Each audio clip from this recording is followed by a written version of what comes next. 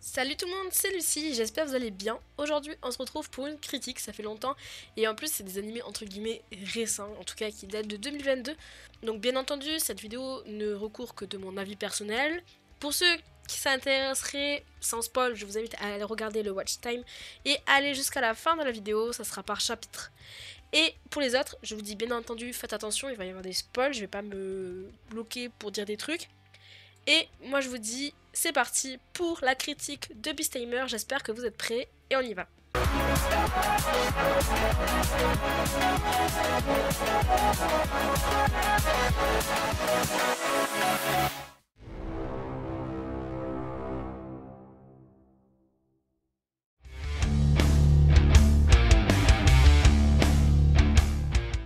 Rain est un aventurier travaillant comme dompteur de monstres. Depuis qu'il a rejoint le groupe du héros, un fossé se creuse entre lui et les autres membres du groupe. Il est tout simplement, trop faible. Un jour, il se fait exclure du groupe à cause de son niveau et de sa puissance trop faible. Mais cela ne l'a pas empêché de continuer à être un aventurier même s'il n'appartient plus au groupe du héros. Rain reprend donc une vie banale de faible aventurier en accomplissant de petites quêtes. Mais un jour, il rencontre une fille chat, une des rares espèces les plus fortes dans le monde.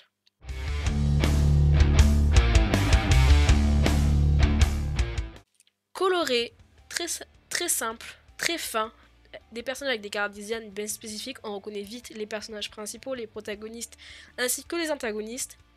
Quand il y a appel de la magie, disons que c'est des sorts plutôt classiques, des organigrammes qu'on connaît et des magnifiques, bien évidemment, utilisations de magie.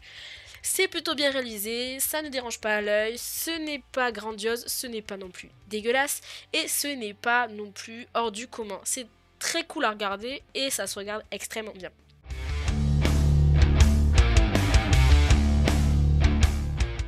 Concernant les personnages, nous avons donc le groupe du héros, on peut mettre les guillemets, et le groupe de Rain.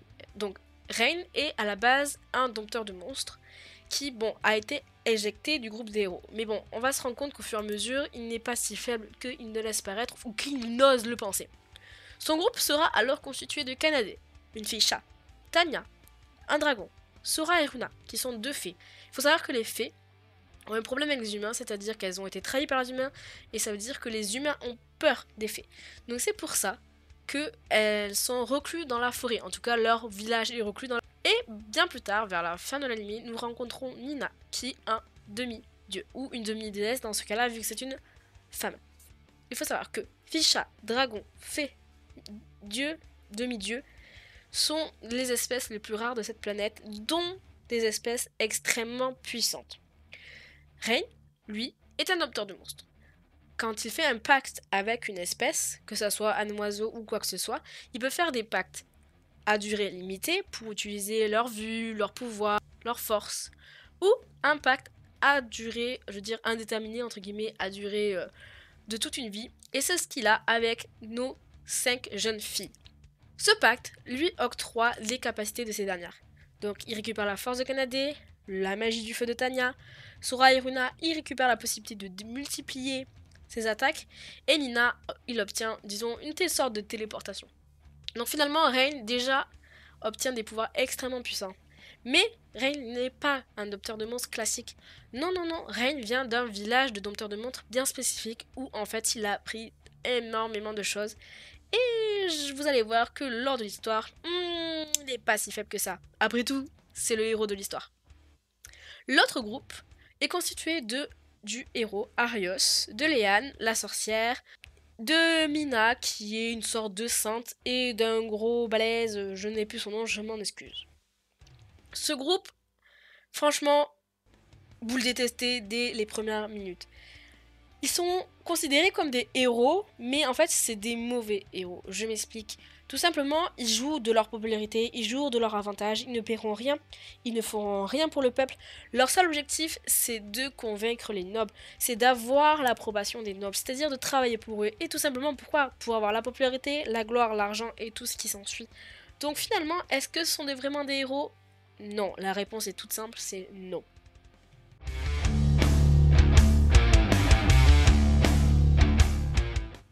Donc on est parti pour l'histoire.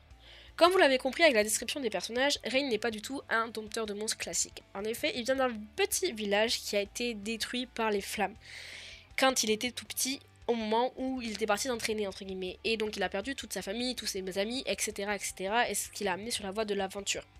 Mais dans ce village de monstres, il a appris à dompter plusieurs types de monstres à la fois. Le type de monstre insecte qui est extrêmement difficile et extrêmement rare. Et ça lui, ça rend pas compte parce qu'en fait, finalement, dans son village, ils étaient tous comme lui. C'est-à-dire qu'ils étaient tous un peu surcheatés, disons-le. Donc c'est vrai que, bah, pour lui, c'est juste un dompteur de monstres classique. Et pour notre groupe du héros, je parle bien du héros qui est censé être à la base un héros et non de notre protagoniste, bah, c'est classique aussi. Rain est un dompteur de monstres classique pour eux aussi. Parce que c'est le seul dompteur de monstres qu'ils ont connu jusqu'alors. Mais, ils vont vite regretter leur choix de le mettre dehors. En effet, ils vont le mettre dehors sous prétexte qu'il est inutile, qu'il ne les protège pas. Enfin, en gros, c'est un boulet. Rain va être très déçu et un peu se dire mais qu'est-ce que je fais de ma vie, mais il va vite remis sur pied.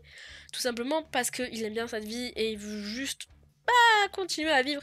Et c'est là où il va faire la rencontre de Kanade, la première jeune fille qui est une ficha et qui va... On va pas se mentir que toutes nos jeunes filles ont un petit béguin, un petit crush au moins sur Rain, on va pas se mentir. Donc d'abord Kanade, ensuite Tanya, ensuite les fées. Tanya, il la rencontre tout simplement lors d'une aventure de guilde où en fait Tanya bloquait un pont et en fait juste pour passer il faut la battre. Ensuite Sora et Runa, il les rencontre en les aidant.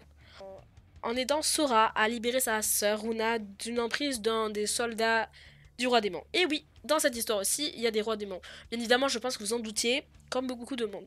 Rain est jeté par Arios et sa troupe. Oh, ils se disent, mais c'est tellement easy, ils servaient à rien. Donc ils vont faire quoi? Ils vont proposer le poste à d'autres personnes, tout simplement. Et en fait, ils vont faire passer les candidats et ils vont se dire, mais non, mais vous êtes tous nuls, c'est pas possible et tout. Et en fait, les candidats, ils vont lui dire, mais vous vous rendez compte? On ne peut dompter qu'un monstre à la fois, celui qui le fait plus, il est juste surhumain. Et ils vont dire, mais arrêtez de nous prendre pour des abrutis, grosso modo, et en fait... ils vont finir par embaucher quelqu'un. Mais ce quelqu'un, en fait, il peut pas dompter plus que 2 ou 3 monstres, ou voire même un, tu vois. Et donc, il ne saura pas être un bon guideur, c'est-à-dire qu'il ne pourra pas prévoir les attaques de monstres. Il ne pourra pas porter beaucoup de choses lourdes, sauf que, ils en ont besoin. Et du coup, à ce moment-là, Arios, il se dit, oh... Bon, en gros, il réalise que finalement, Rain n'était pas si nul que ça. Mais bon, il réalise. On va pas se mentir que ça lui arrache un peu de se dire que Rain était un peu plus utile et peut-être un peu plus fort que ce qu'il nous pensait. Donc il va carrément lui proposer, avoir le culot de lui proposer de revenir. Mais tu sais, comme si de rien n'était, en mode c'est Rain qui avait fait l'erreur. Et tu vois, Arios il revient en mode non mais t'inquiète pas, on te pardonne. Déjà, ceux qui sont restés de calme pendant cet épisode, respect à vous. Mais du coup, à ce moment-là, Rain n'est plus tout seul. Il est avec Kanade et Tanya. Et oui, oui, et heureusement qu'elles sont là. Et heureusement qu'il les a rencontrées à ce moment-là. Et donc là, on a le droit à l'un de mes épisodes préférés où la troupe de Rain combat la troupe de Arios. Et à ce moment-là, on se demande qui c'est le vainqueur. Mais bien évidemment, on se pose pas de questions, mais c'est notre petit Rain. Et finalement, à ce moment-là, on se dit, mais attends, mais ça c'est censé être la troupe du héros, c'est censé vaincre le roi démon. Non, c'est juste impossible. Cette troupe n'est pas apte à battre le roi démon. Et ça, c'est clair, net, très précise. Et pour preuve à l'appui, vous croyez quoi? On était obligé d'avoir une attaque d'un des commandants du roi démon. Donc le village va se faire attaquer par un démon. Et un démon, on va pas se mentir, assez puissant. C'est là où Nina va rentrer en jeu et c'est approximativement les mêmes épisodes où Rain fait la rencontre de Nina. Donc les héros, ils sont juste barrés, tu vois, ils sont avec les nobles. Le petit peuple, pourquoi faire? Et c'est Rain et sa troupe qui va, entre guillemets, c'est même pas entre guillemets, ils vont sauver le village. Et les fées vont être découvertes par les humains. Et finalement, au début, les humains, ils n'avaient pas confiance du tout. Et en fait, c'est les 2-3 personnes du village qui les ont connus sans leurs ailes, finalement, qui vont leur dire, mais vous êtes trop cons. Genre, nous ont aidés, elles ont mangé. Et du coup, ces personnes-là, et surtout, il y avait un vieux là, cœur sur toi. Le village, bien évidemment, en a subi les conséquences. Il y a beaucoup de bâtiments qui ont été détruits, donc il y a beaucoup de construction à faire, de restauration à faire, etc. Et vous croyez bien que quand Arios et sa troupe arrivent au village, et clairement demandent l'hospitalité, que payer pour une pomme, mais vous rêvez, c'est nous les héros. Ça va pas plaire du tout, villageois. Pas du tout, mais pas du tout. Après tout, c'est compréhensible. Tu peux pas demander à des gens que t'es censé avoir sauvés, vu que tu es les héros, de t'offrir l'hospitalité alors que tu ne les as pas sauvés. Et donc, clairement ils vont lui dire non mais attends, toi tu te dégages. Il va très très mal le prendre, mais vous imaginez bien quand il y avait la troupe à ce moment-là et que du coup il a fait ses affaires et il est reparti. Pour moi ça annonce clairement une saison 2. De toute façon ça ne peut pas s'arrêter là, sachant qu'on n'a pas vu le roi démon et que Nina vient à peine de rentrer en jeu. Et que de toute façon Arios il est tellement fou, malade ce mec. Dans l'anime il a totalement vrillé, il a utilisé de la magie interdite. Donc un héros plus du tout.